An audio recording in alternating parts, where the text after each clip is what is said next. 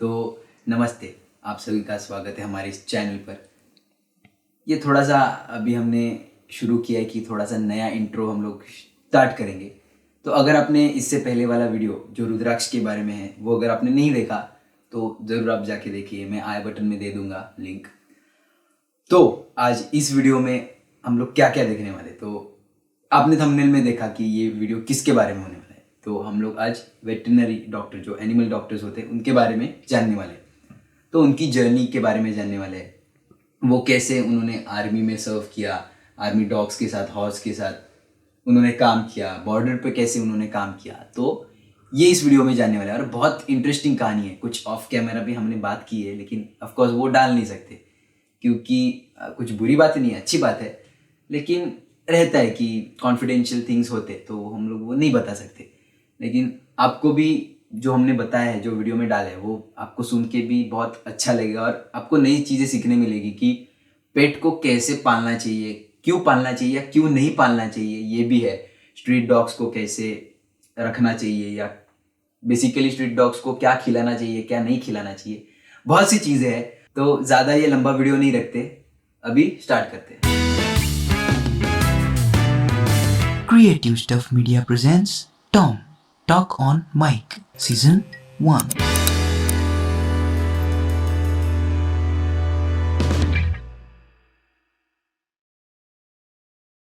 तो आज हम लोग वेटरनरी डॉक्टर के बारे में जानने वाले हैं और उसी के लिए हमारे साथ है निशित गोकर्ण, जो एक वेटरनरी डॉक्टर है।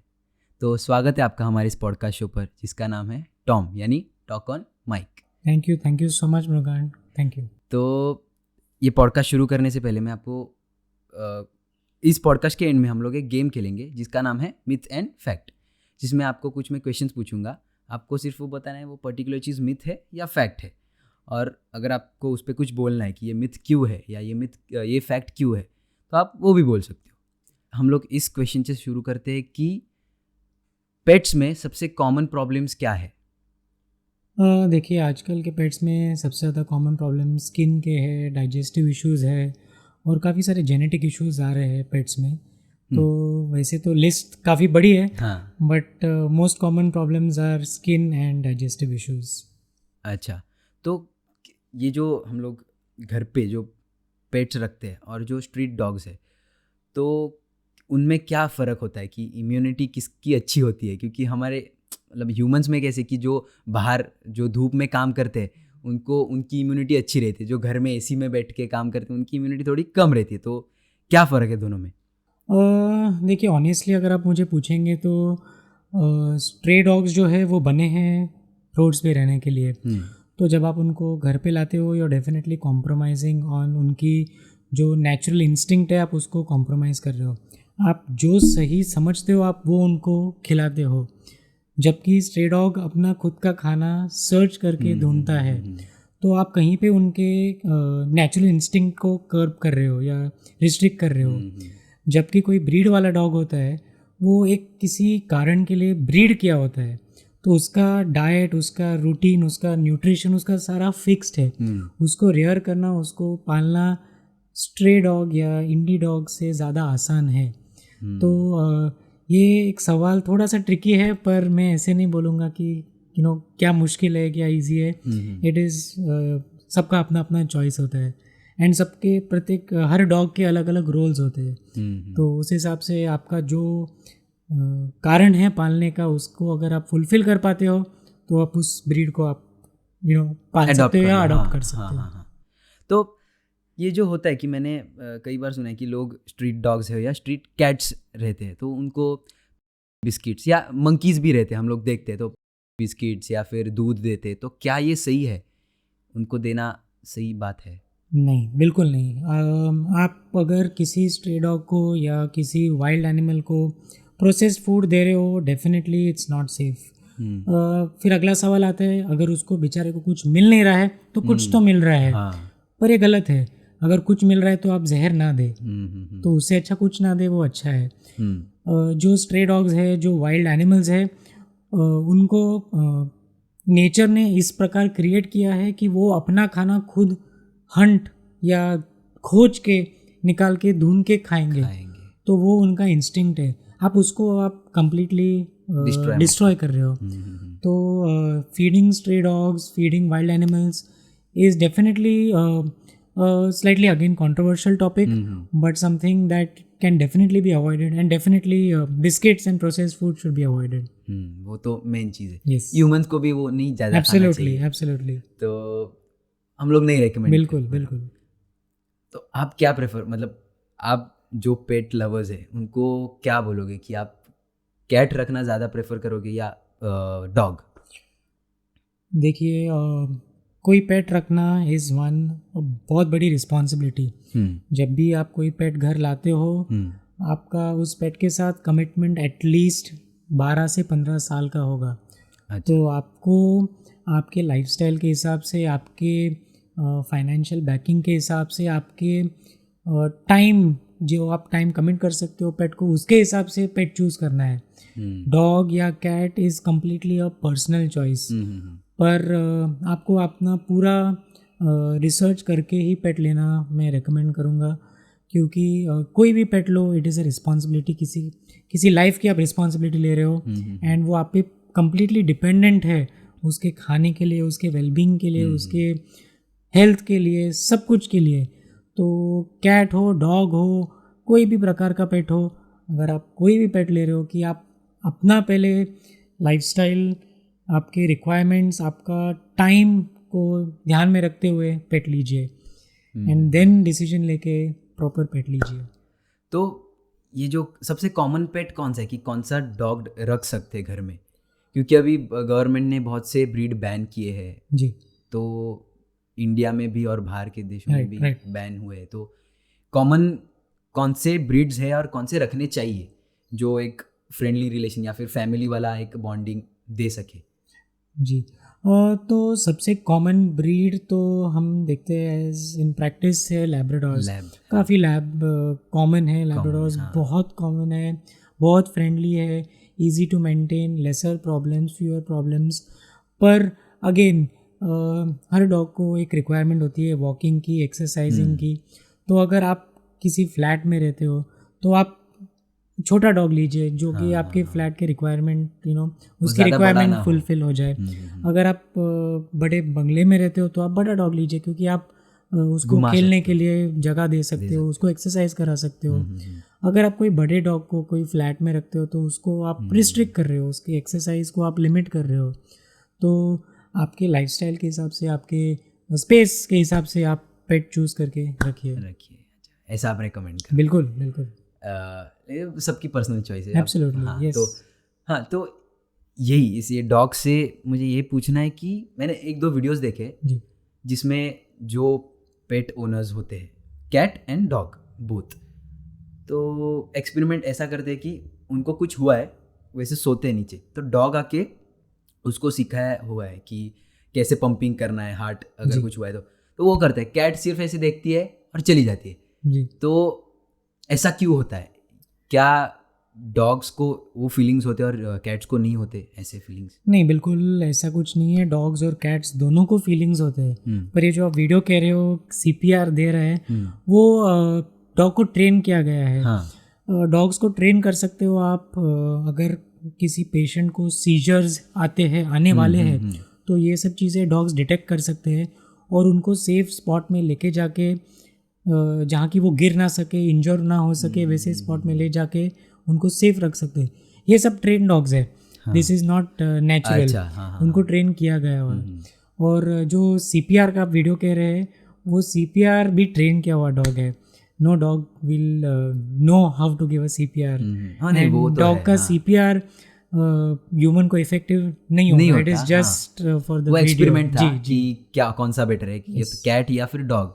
ऐसा वो फनी वाला वीडियो था, लेकिन मुझे वो एक पूछना था कि क्या. नहीं, कैट्स को भी फीलिंग्स होते हैं. Cats also feel and dogs also feel.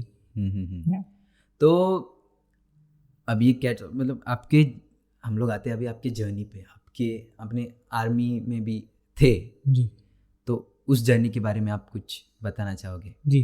तो मेरे ग्रेजुएशन और पोस्ट ग्रेजुएशन के बाद आर्मी में शॉर्ट सर्विस कमीशन करके एक छोटा सा स्कीम होता है, जो कोई प्रोफेशनल या veterinary graduates to be specific join कर सकते हैं फॉर टर्म ऑफ 5 years। तो मैंने वो शॉर्ट सर्विस कमीशन किया था एंड मेरी पोस्टिंग दोनों फील्ड में रही है, एक तेजपुर में और एक कश्मीर में। तो मैंने 5 साल घोड़ों के साथ, खच्चरों के साथ और आर्मी डॉग्स के साथ बिताए एंड बहुत बढ़िया टाइम रहा है, काफ़ी अच्छा एक्सपीरियंस रहा है। एंड मेरी ऐसी इच्छा है कि हर एक वेटनेरियन ने एटलीस्ट 5 साल अपने आर्मी के सर्विस में देना चाहिए। काफ़ी कुछ सीखने मिलता है, काफ़ी कुछ एक्सपीरियंस करने मिलता है एंड वो वर्दी पहनने का जो प्राउड फीलिंग है वो डेफिनेटली सबको होना चाहिए। जी। तो जो हम डॉग्स रखते हैं और उनके जो डॉग्स हैं उनमें क्या फ़र्क है? कुछ फ़र्क होता है? काफ़ी डिसिप्लिन होते हैं वो। अच्छा जी, वैसे ट्रेन किए जाते हैं? बिल्कुल बिल्कुल। और हॉर्स? हाँ हाँ, उनके टास्क काफ़ी स्पेसिफिक होते हैं। अच्छा। सो दे आर एक ही टास्क के लिए ट्रेन किए जाते हैं और वही टास्क उनको परफेक्टली Strictly, पता होता अच्छा। है। जी, तो क्या उनकी लाइफ कम हो जाती है इस वजह से? नहीं बिल्कुल नहीं, उनके लाइफ में कोई फ़र्क नहीं पड़ता। इनफैक्ट उनके लाइफ का बहुत अच्छा देखभाल किया जाता है। आर्मी जो है डॉग्स की during service and after service भी बहुत अच्छी देखभाल करती है, तो लाइफ में कोई दिक्कत नहीं आती है। एंड इवन आफ्टर जो उनकी सर्विस रिटायरमेंट है, जब तक वो कॉमन मैन अडॉप्ट नहीं होता, आर्मी उनकी बहुत अच्छे तरीके से देखभाल करता अच्छा। है, जैसे बाकी सब उनके जवान और अफसर की देखभाल करते हैं। नहीं, यही मुझे क्वेश्चन था कि रिटायरमेंट के बाद उनका क्या होता है। तो वो अडॉप्ट करने के बाद क्या ऐसे नॉर्मल ह्यूमंस के साथ प्रॉपरली मर्ज हो जाते हैं उनके साथ? Yes absolutely. अच्छा, एब्सोल्युटली। हम अभी भी काफ़ी पेट्स देखते हैं जो आर्मी से रिटायर होके अडॉप्ट हुए हैं एंड काफ़ी अच्छी ज़िंदगी जी रहे हैं, काफ़ी लंबी ज़िंदगी जी रहे हैं। अच्छा। तो कॉमन लैब्स है? बिल्कुल, लैब्स है और जर्मन शेपर्ड्स है, बेल्जियम मैलनॉय है। तो उनका काम क्या होता है, या वो मतलब एक्सप्लोजिव को ये ढूंढना या ऐसा कुछ काम है या क्या क्या? काफ़ी सारे रोल होते हैं आर्मी डॉग्स के, हर एक स्पेसिफिक रोल होते हैं। एक्सप्लोजिव डिटेक्ट करना, माइंस डिटेक्ट करना, अच्छा, ट्रैक करना, कोई किसी सेंट से किसी पर्सन को ट्रैक करना। असॉल्ट डॉग्स होते हैं, इन रूम इंटरवेंशन डॉग्स होते हैं। तो काफ़ी सारे रोल्स है डॉग्स के, काफ़ी डाइवर्स रोल्स है, काफ़ी इवॉल्विंग रोल्स है एंड हर एक दिन पे नया नया रोल आ रहा है and it's very evolving and challenging. तो वहाँ पे मज़ा आता है या यहाँ पे? बहुत ज़्यादा मज़ा, वहाँ पे ज़्यादा मज़ा आता है। यस। और हॉर्स का कैसे रहता है? हॉर्स तो यूजुअली आर्मी में रिमाउंट फोर्स है, जो आर्मी का विंग है जो हॉर्सेस देखते हैं, रिमाउंट वेटनरी कोर बोलते हैं उसको। अच्छा। एंड वो हॉर्सेस जो है मोस्टली प्रेसिडेंट बॉडीगार्ड के लिए यूज़ करते हैं या किसी सेरेमोनियल फंक्शन के लिए यूज़ करते हैं। प्राइमरी फंक्शन हॉर्सेस का म्यूल्स का जो होता है, जो लॉजिस्टिक्स के लिए यूज़ होता है, जो पहाड़ों में राशन पहुंचाना होता है, पोस्टों पे जवानों के लिए, ऑफिसर्स के लिए, तो वो राशन पहुंचाने का काम म्यूल्स करते हैं। जब बर्फ़ पड़ती है तब व्हीकल्स नहीं जा पाते, तब जवान कोई जा नहीं पाता है, तब ये खच्चर वहाँ जाके राशन पहुंचा सकते हैं। तो वो उनका बहुत इंपॉर्टेंट रोल है। आर्म्स एंड एम्यूनिशंस भी? बिल्कुल। अच्छा। तो ये जो डॉग्स, आर्मी वाले डॉग्स होते हैं, तो क्या उनके जैसे आर्मी में जनरल और ये सब जो पोस्ट मिलते हैं, रैंक्स मिलते हैं, तो डॉग्स के भी होते हैं? डॉग्स के रैंक्स नहीं होते, पर उनको नाम और नंबर होता है। अच्छा। And they don't get a rank. अच्छा, तो उनकी ट्रेनिंग कितने साल की और कैसे? उनकी ट्रेनिंग 1 साल की होती है, depending on what kind of specialization they have. Basic training होती है, फिर स्पेशलाइज्ड ट्रेनिंग होती है। अच्छा। तो जैसे कि आपने आपके आर्मी की जर्नी के बारे में कहा, तो अभी आते हैं फिर से कॉमन प्रॉब्लम्स पर। आप जो जिनके पास पेट्स है या जो पेट अडॉप्ट करना चाहता है, जो बाय करना चाहता है, तो उन्हें आप क्या सजेस्ट करोगे कि पेट क्या देख कर लेना चाहिए? राइट, काफ़ी वैलिड क्वेश्चन है, क्योंकि पेट लेना काफ़ी इजी है और सबसे मुश्किल बात तो उसको पालना और उसको रखना है। तो आप जब भी पेट लेने का डिसीजन लेते हो, तो आपको पहले ये देखना चाहिए कि आपके पास उसके लिए टाइम है क्या, आपके पास फाइनेंशियल रिसोर्सेज है, आसपास अच्छे वेटनरी डॉक्टर्स है, और आपके पास ओपन स्पेस है या नहीं, उनको एक्सरसाइज, वॉक और थोड़ा रिक्रिएशनल पर्पसेस के लिए उनको बाहर ले जाने के लिए है या नहीं। तो पेट लेना एक वन टाइम डिसीजन नहीं है, आपको उस पर काफ़ी विचार करना पड़ेगा, आपके फैमिली को इन्वॉल्व एक करना बच्चे की पड़ेगा। जैसा है, बिल्कुल एक बच्चे न्यूबॉर्न के बेबी जैसा की तरह है, है। बच्चे प्लान करने जैसा है। और उसको लाने के बाद बच्चे तो बड़े होके अपना अपना काम कर लेते हैं, पेट्स नहीं कर करते। पाएंगे। आपको उनको तभी वॉक पे लेके जाना पड़ेगा, साल में एक बार डॉक्टर के पास ले जाना पड़ेगा चेक्स के Vaccines लिए, और सब। डेली उनको उनके साथ टाइम स्पेंड करना पड़ेगा, उनको ग्रूम करना पड़ेगा। तो बड़ी रिस्पॉन्सिबिलिटी है। 15 साल तक वो आपके साथ रहेंगे एज अ चाइल्ड, तो काफ़ी टाइम जाता है अच्छा, उसमें। 15 साल ही होता है। 10 ते 15 सालपर्यंत वो जी सकते हैं। अच्छा, Yes. तो अभी ये जो आपने ये सजेस्ट किया, लेकिन जो जिनके पास ऑलरेडी पेट्स है, तो दिवाली के टाइम पे या जो भी कुछ त्यौहार होता है, जब फायर क्रैकर्स बर्स्ट करते तो उसके साउंड से डर जाते, तो ऐसा आप क्या पेट ओनर्स को ऐसा सजेस्ट करोगे, क्या उन्होंने प्रिकॉशंस लेने चाहिए जिससे कि उनका जो कुछ डर है वो कम हो? राइट। तो जब भी दिवाली का समय आता है, हमारे पास काफ़ी पेशेंट्स आते हैं जो हमको बताते हैं कि वो काफ़ी डरते हैं पटाखों के आवाज़ से। तो पहली बात ये करना है कि आप उनको घर में कोई सेफ स्पॉट दें जहाँ वो सेफ और सिक्योर फील करे, ज़्यादा आवाज़ नहीं आए। बिल्कुल। हाँ। तो जैसे बेड के नीचे या सोफ़ा के नीचे, जहाँ पे भी वो सेफ फील करे वहाँ उनको बैठने दे।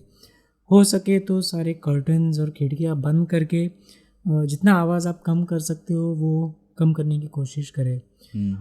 हो सके तो कोई लाउड पटाखों की आवाज़ वगैरह हो आसपास होते हो तो आप कहीं उनको बाहर ले जाए, कहीं डिस्ट्रैक्ट करें। यस यस, उनको जब पटाखों का पीक टाइम है किसी चीज़ से, टॉय से या खाने से डिस्ट्रैक्ट करें, जबकि उनका ध्यान वहाँ पे ना हो और उस चीज़ पे हो, फटाके पे ना हो और खाने पे हो। अगर ये सारी चीज़ें काम नहीं करते तो आपके वेटनेरियन को मिलके कोई दवा चालू करें जिससे वो थोड़े शांत और काम हो सके। पर आपको काफ़ी सारे प्रिकॉशंस लेने पड़ेंगे। तो ऐसा कुछ ऐसा हेडफोन्स वगैरह कुछ आता नहीं डॉग्स के लिए कि आते हैं? अच्छा, आते हैं, पर डॉग्स को हेडफोन्स की आदत होनी चाहिए। उनको आपको यूज़ टू करना पड़ेगा उसके लिए। सारे डॉग्स हेडफोन्स नहीं ले पाते, तो आपको एक कंपनी है जो जो रेनी सीजन के लिए शूज़ वगैरह बनाती है, तो उन्होंने अभी डॉग्स के लिए भी शूज़ बनाना चालू किया है, छोटे छोटे। तो क्या ये अच्छी बात है या नहीं? अच्छा बुरा ये तो मुश्किल है कहना, पर ये सारे फैशन के चीज़ें हैं। डॉग्स को क्योंकि ऑनेस्टली कपड़े भी पहनते लोग पहनाते हैं। ये तो सब ओनर्स की जो इच्छा है वो आप उनके पेट्स पे इम्पोज कर रहे हैं। डॉग्स को शूज़ की वैसे ज़रूरत होती नहीं है। डॉग्स के फुट पैड जो है वो काफ़ी रफ है एंड काफ़ी स्टर्डी है, तो उनको वैसे फुट पे कुछ प्रोटेक्शन की ज़रूरत नहीं है। अगर कोई कंडीशन है जिनमें आपको उनके फुट पैड्स को बचाना है, देन फॉर मेडिकल रीजंस आप शूज़ पहना सकते हो, या आपका फ्लोरिंग ज़्यादा स्लिपरी है और वो पेट काफ़ी स्लिप हो रहा है तो आप पहना सकते हो। पर वैसे footwear is just fashion accessory for dogs, not necessity. अच्छा, बेसिकली मुझे ये जानना है कि वेटरन्स जो डॉक्टर्स है आप है, तो आप सिर्फ कैट और डॉग्स को ही देखते हो? आपने बोला आर्मी में आपने हॉर्स को भी देखा, तो आप सब पेट्स को देखते हो या सिर्फ कैट, डॉग्स या हॉर्स, ऐसे 2-3 ऐसे कुछ है थे वो? जैसे ह्यूमंस में स्पेशलाइजेशंस है, ऑफ्थेल्मोलॉजी, गायनेकोलॉजी, माइक्रोबायोलॉजी, पैथोलॉजी, वैसे ही वेटनरी साइंस में भी स्पेशलिस्ट है। अच्छा जी, और उसमें भी स्पीशीज़ वाइज भी काफ़ी सारे स्पेशलाइजेशंस अभी आए हैं। जो इक्वाइंस को देखते हैं वो इक्वाइन स्पेशलिस्ट होते हैं, जो डॉग्स एंड कैट्स को देखते हैं वो तो जनरल प्रैक्टिशनर में आ ही गए, पर जो एग्जॉटिक्स देखते हैं, जो कैट्स, डॉग्स, हॉर्सेस को छोड़ के देखते हैं, वो एग्जॉटिक स्पेशलिस्ट कहलाते हैं। जो बर्ड्स, टर्टल्स, टॉर्टोइजेस, रेप्टाइल्स को देखते हैं वो अलग एक स्पेशलिटी बन जाती है। अच्छा, जो फार्म एनिमल्स को देखते हैं वो एक अलग स्पेशलिटी बन जाती है। जो पोल्ट्री बर्ड्स को देखते हैं, जो पोल्ट्री मैनेजमेंट करते हैं, वो एक अलग स्पेशलिटी बन जाती है। तो जैसे ह्यूमंस में स्पेशलाइजेशंस है, वैसे वेटनरी साइंस में भी बहुत सारे स्पेशलाइजेशंस है। क्या फिश का भी कोई ऑपरेशन वगैरह होता है? क्योंकि मैं एक दो वीडियोस देखे कि गोल्ड फिश का वो लोग कुछ ट्यूब डाल के पानी चालू था और वो लोग कुछ सर्जरी कर रहे थे। यस यस, तो ये बिल्कुल पॉसिबल है? यस, एब्सोल्युटली पॉसिबल है। एंड अभी तो इंडिया में भी काफ़ी सारे स्पेशलाइजेशंस आए हैं एंड काफ़ी स्पेशलिस्ट भी अभी इंडिया में ट्रेन हो रहे हैं और प्रेजेंट भी है जो जैसे आप फिश का बता रहे हैं, फिश के भी काफ़ी सारे स्पेशलिस्ट है अभी इंडिया में। अच्छा, तो जो ये स्टडी कर रहे हैं, जो बच्चे ये देख रहे हैं पॉडकास्ट, तो आप उन्हें ऐसा क्या सजेस्ट करोगे कि जिससे कि वो इस फील्ड में या इस करियर में सक्सेसफुल हो? जस्ट फॉलो योर पैशन, क्योंकि वेटनरी साइंस ऐसा ब्रांच नहीं है जहाँ आपको फोर्स किया जाएगा।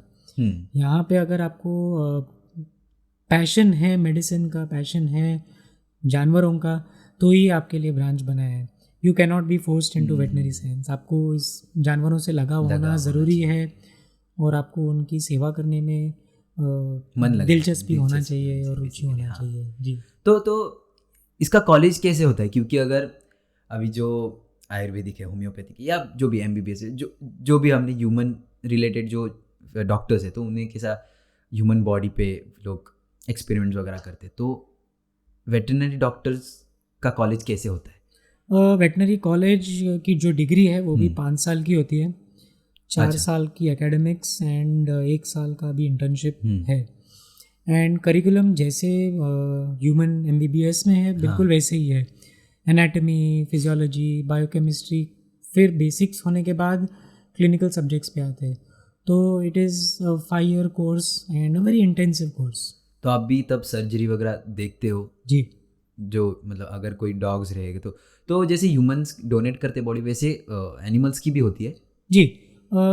जब यूनिवर्सिटी में आप पढ़ते हो, कॉलेज में पढ़ते हो, तो वहाँ पे जो लैब्स होते हैं वहाँ पे एनिमल्स होते हैं और उसी पे स्टडी किया जाता है। अच्छा, तो इस फील्ड के कुछ एडवांटेजेस और डिसएडवांटेजेस?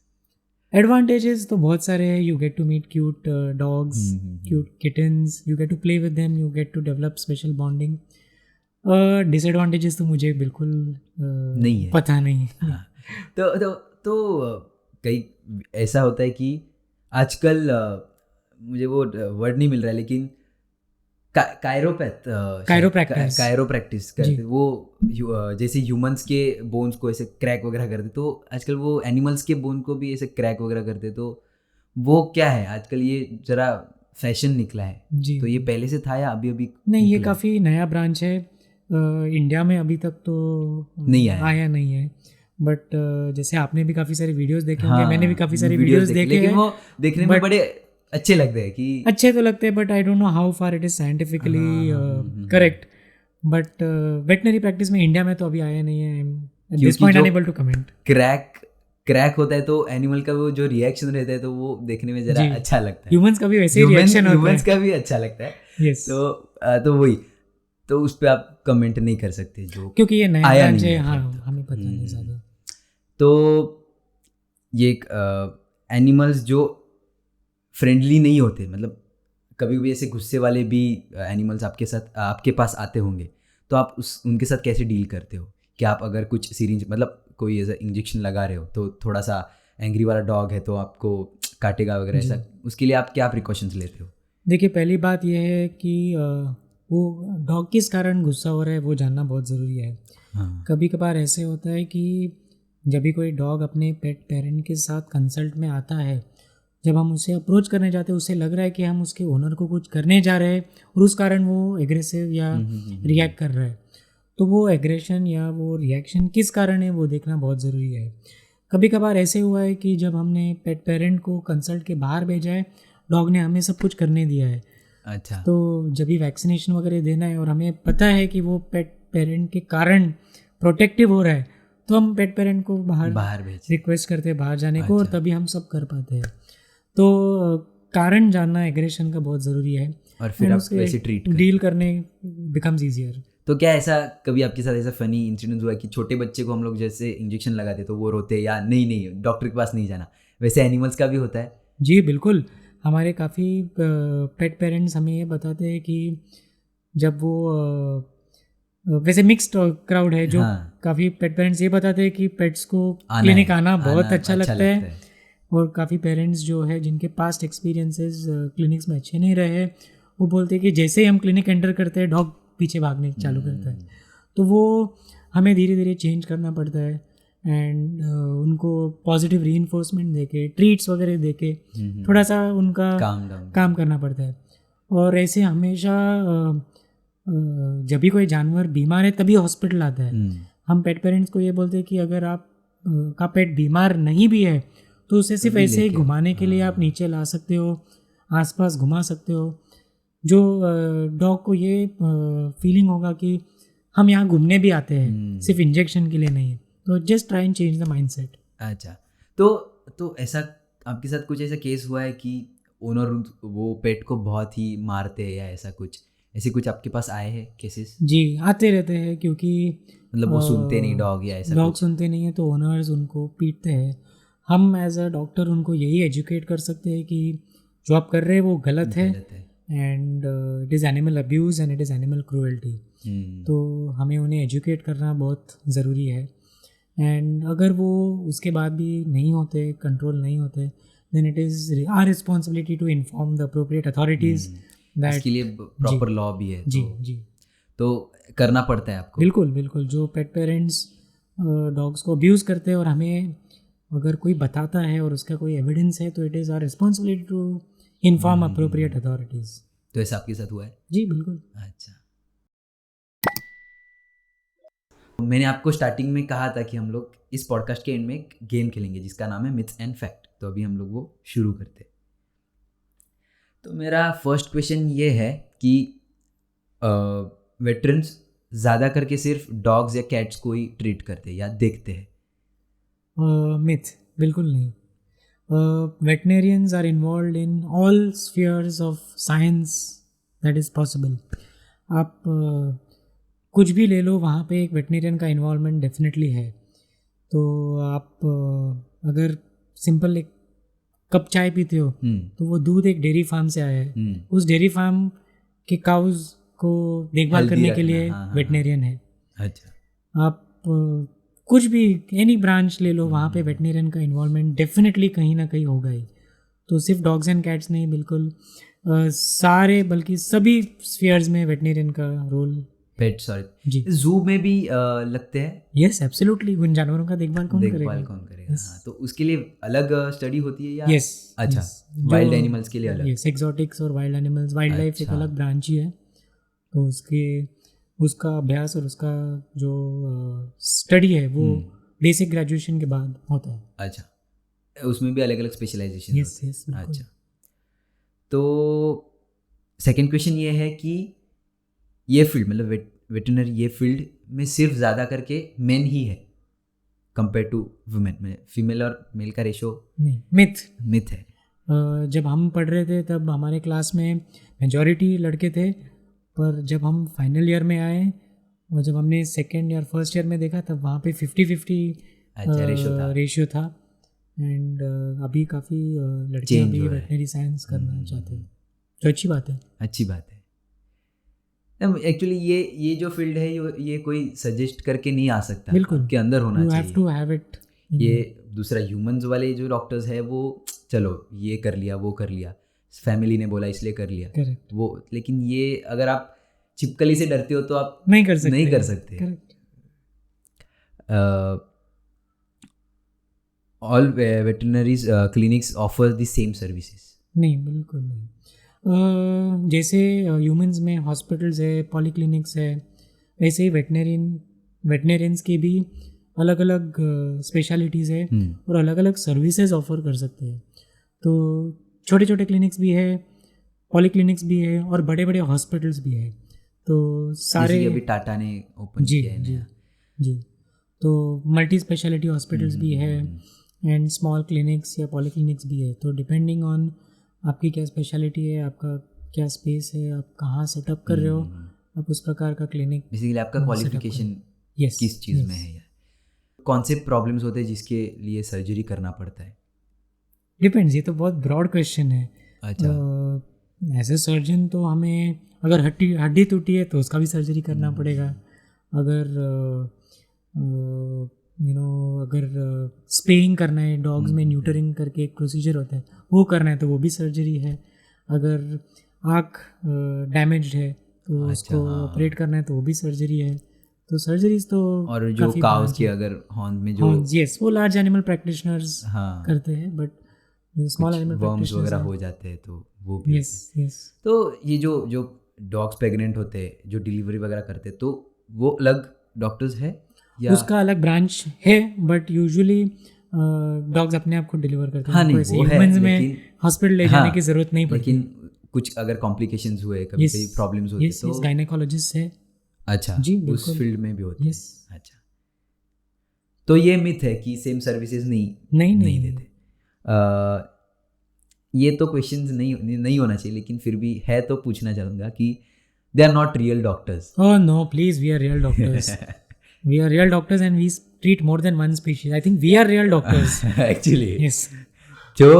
जो अपनी बीमारी नहीं बता सकते उनको हम ट्रीट treat करते हैं, बिल्कुल। So real doctors treat more than one species. Being a vet is easy. No, it's not easy. Not easy at all. वही हमारी अभी बात हुई कि Yes. बोल नहीं सकते और आपको समझना पड़ रहा है कि क्या बीमारी और कैसे हो रहा है। Not easy at all. तो क्या डॉग्स ऐसे ये शो इमोशंस शो करते हैं Yes, जब उनको कुछ बिल्कुल, होता है yes, कि वो yes. बीमार है या क्या? जी, खाना नहीं खाते, मायूस रहते हैं, एक्सरसाइज भी नहीं करते, वॉक के लिए नहीं जाना चाहते हैं। तो ये सब चीज़ें ओनर्स पिकअप करते हैं एंड फिर अच्छा। हमें बताते हैं। तो आपके पास मतलब उनका अगर कोई ह्यूमंस को कोई अगर डेड हो गया तो उनको कैसे अगर अटैक आके वो डेड हो, जी। लेकिन डॉग्स का या फिर एनिमल्स का कैसे हो उनको समझ में आता है कि अभी हमारा एंड है, ऐसा कुछ समझ में आता है उनको? वैसे फीलिंग्स होते हैं? मुझे तो लगता है ये समझ में आता है क्योंकि मेरा पर्सनल एक्सपीरियंस रहा है। अच्छा। जब मेरा डॉग काफ़ी ओल्ड हुआ था तब हाँ। वो ऐसे लक्षण दिखाने लगा था कि मैं अभी जाने वाला हूँ, एंड वो हमें समझ में आया अच्छा। And then he passed away. So I think they realise, और वो बताते भी है ओनर्स को। ये तो सबसे टफ टाइम होगा वेरी कि- डिफिकल्ट मोमेंट्स। कि आपको पता है कि अभी पता है और उसे भी पता है। हाँ उसे भी पता है, लेकिन आपने भी बोला कि 15 इयर्स ये तो कॉमन है, उससे भी ज़्यादा रहते हैं? यस यस, मेरी एक पेट रही है ऑलमोस्ट 16 इयर्स अच्छा। एंड रहते हैं अभी।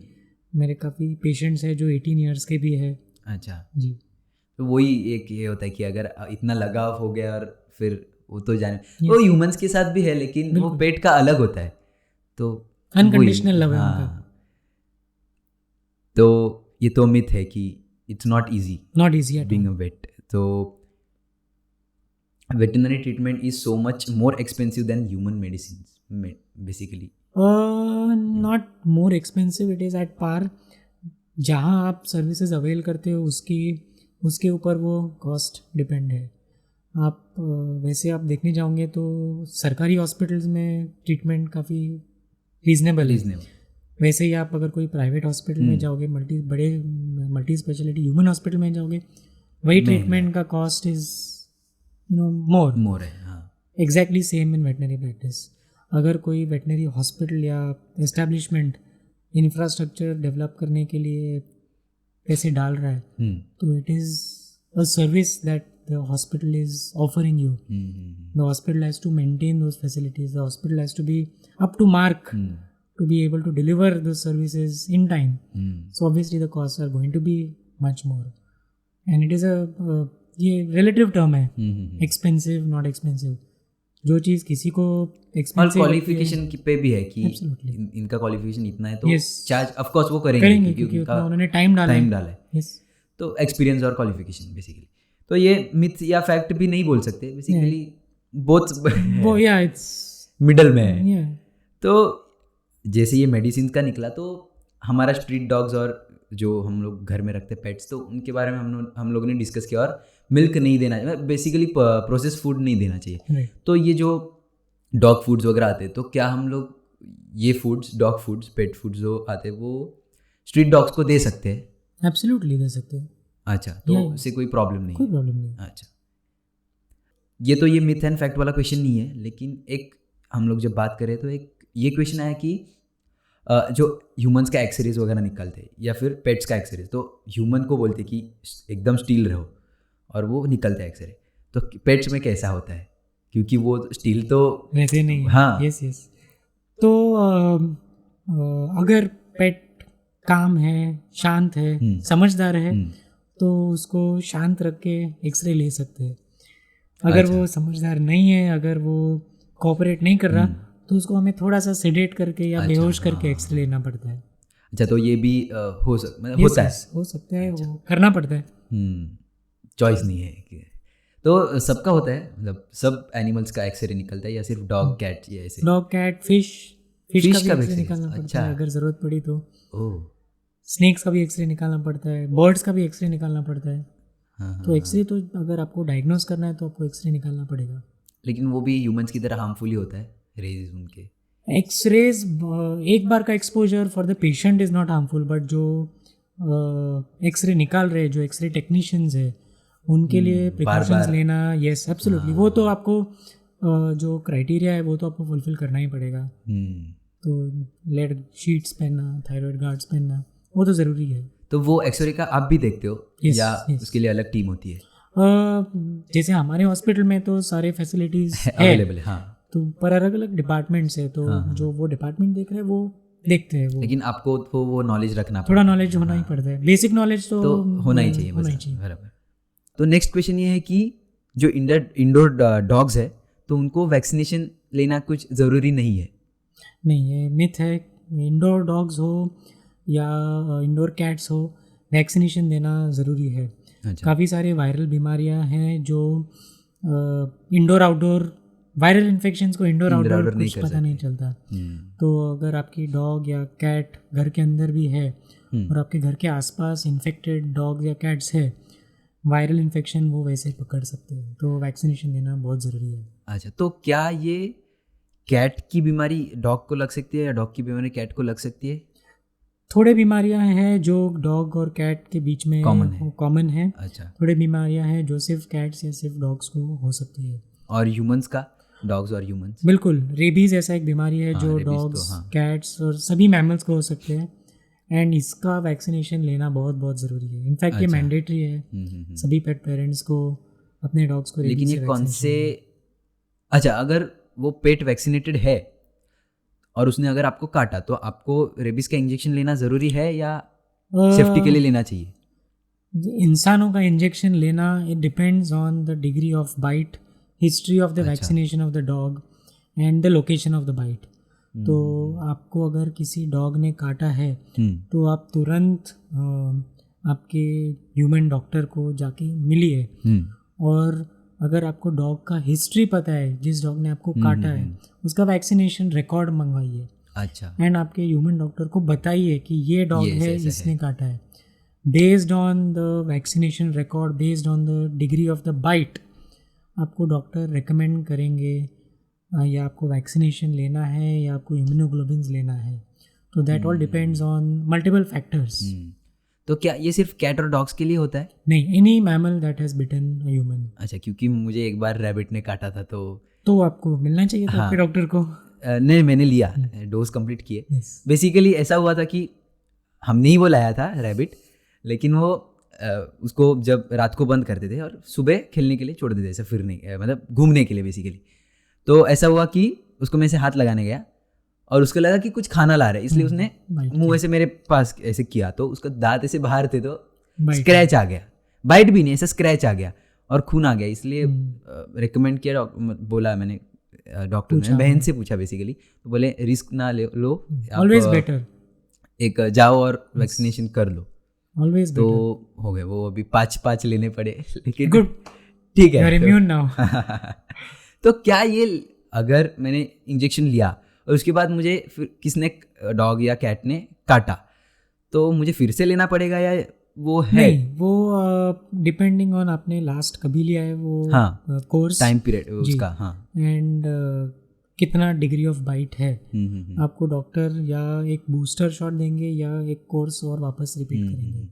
तो क्या ये एक ज़्यादा होने से बॉडी में ह्यूमंस को प्रॉब्लम हो सकता है? नहीं, बिल्कुल नहीं। हम तो हर साल बूस्टर लेते हैं क्योंकि हम तो कॉन्स्टेंटली एक्सपोज रहते हैं, तो हमें तो अभी तक कुछ प्रॉब्लम नहीं हुआ है, होना नहीं चाहिए।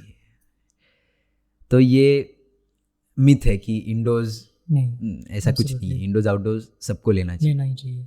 तो ये जो जैसे कि इंडोर्स आउटडोर्स आपने बोला कि सबको लेने, लेकिन स्ट्रीट डॉग्स है बेसिकली, तो उनको तो कोई डॉक्टर्स के पास लेके जाता नहीं, तो ऐसा कोई फाउंडेशन है जो कैंप भर के उनको देता है या ऐसा कोई? करते काफ़ी सारे NGOs है जो स्ट्रे डॉग्स के लिए काम करते हैं, एंड वो रिस्पॉन्सिबिलिटीज़ लेते हैं पर्टिकुलर एरिया की, एंड उसको वो एरिया को, वो डॉग्स को वहाँ के वैक्सीनेट, न्यूटर एंड उनका बेसिक हेल्थ का देखभाल करते हैं। अभी ये एक ऐसे दिमाग में एक क्वेश्चन आया, ये जो आपने मतलब स्ट्रीट डॉग और ये चल रहा था, तो जो पता नहीं है, कंट्रोवर्शियल सवाल हो सकता है कि डेयरी फार्म्स जो होते हैं, तो ये एक बार काम हो गया, अभी वो एज हो गया, तो फिर वो छोड़ देते, तो उसका फिर ऐसा कोई है फाउंडेशन कि उनको कोई देखभाल करता है या ऐसा कुछ होता है या? यस होते हैं। काफ़ी सारे NGOs है, गौशालाज है जो डेयरी काउस है उनको वो केटर करते हैं, अडॉप्ट करते हैं और उनका देखभाल करते हैं। हाँ, मतलब है ऐसे? बिल्कुल, बहुत सारे हैं, बहुत सारे हैं। नहीं तो फिर काम हो गया और फिर छोड़ दिया? नहीं ऐसा? नहीं नहीं, लेकिन ऐसा बहुत होता है अलग? नहीं होता है, देखभाल होता है उनका। अच्छा। यस। तो मेरा अभी ये मिथ्स एंड फैक्ट वाला क्वेश्चन नहीं, ये एक जनरल क्वेश्चन है कि ये जो स्ट्रीट डॉग्स के पॉपुलेशन बढ़ रही है, तो आपकी क्या राय है कि इसको कम कैसे करना चाहिए?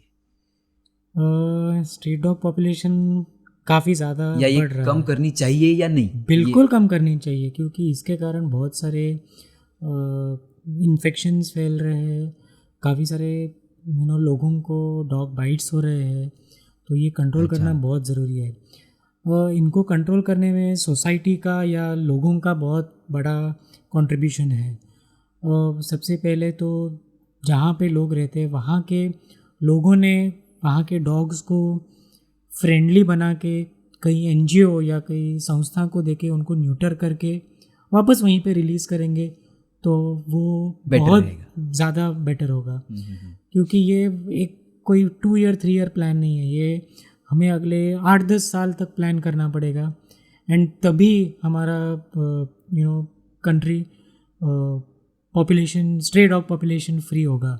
तो ये छोटा प्लान नहीं है, काफ़ी बड़ा प्लान है, एंड इसमें हर सिटीज़न का इन्वॉल्वमेंट है, एंड हर व्यक्ति जो डॉग्स का देखभाल कर रहा है, जो डॉग्स को फीड कर रहा है, जो पेट पेरेंट है, उन्होंने कहीं ना कहीं छोटा मोटा कंट्रीब्यूशन करके अपने आसपास के डॉग्स को न्यूटर करना चाहिए और वैक्सीनेट करना चाहिए, जबकि वो जाके पॉपुलेशन कंट्रोल रहेगी। और बहुत से ऐसे फाउंडेशन भी है जो उनको मतलब उनको कैच सपोर्ट करके फिर यस बिल्कुल, बहुत सारे फाउंडेशंस हैं, पर आप एज अ सिटीजन ये डॉग्स को उस फाउंडेशन तक पहुंचाओ एंड वो न्यूटर कराओ, वो तो जब बेसिकली ये अवेयरनेस नहीं रहेगी। यस, तो लोगों ने थोड़ा जागरूक होके अपने अपने एरिया के डॉग्स को न्यूटर करना चाहिए। शायद इस वीडियो के बाद लेट्स होप, यस हो सकता है, फिंगर्स क्रॉस्ड। यस, तो इसी के साथ आज का ये पॉडकास्ट शो यहीं पे समाप्त होता है। तो अच्छा लगा आपके साथ बात करके। Thank you so much. ऐसे ही हमारे शो पर आते रहना और हमें ऐसे अच्छी अच्छी चीज़ें बताते रहना, हमें बहुत कुछ सीखने भी मिला। Thank you so much. Army के बारे में बहुत कुछ ऑफ कैमरा चीज़ें भी पता चली कि ऐसा भी होता है करके। ऑन कैमरा भी अच्छी है चीज़ें, ऑफ कैमरा कुछ ऐसी गलत चीज़ें नहीं थी, एकदम बढ़िया चीज़ें थी, लेकिन तो वो नहीं बोल सकते, इसलिए ठीक है। लेकिन ये हमारी तरफ से एक छोटा सा गिफ्ट आपके लिए। Thank you so much. और ये हमने कैप भी प्रिंट किया है। Thank you so much. तो सच में आपके साथ बात करके बहुत अच्छा लगा। कब से हमें करना था, हमारा कब से बात हो रही थी कि हम लोग करें ये वीडियो। बहुत लोगों को भी नॉलेज मिला कि जो पेट्स रखते हैं कि कैसे उन्हें रखना चाहिए या क्यों रखना चाहिए या क्यों नहीं रखना चाहिए। अगर आप देखभाल नहीं कर सकते तो नहीं रखना चाहिए बेसिकली जी। तो बहुत धन्यवाद आपका आने के लिए। Thank you so much.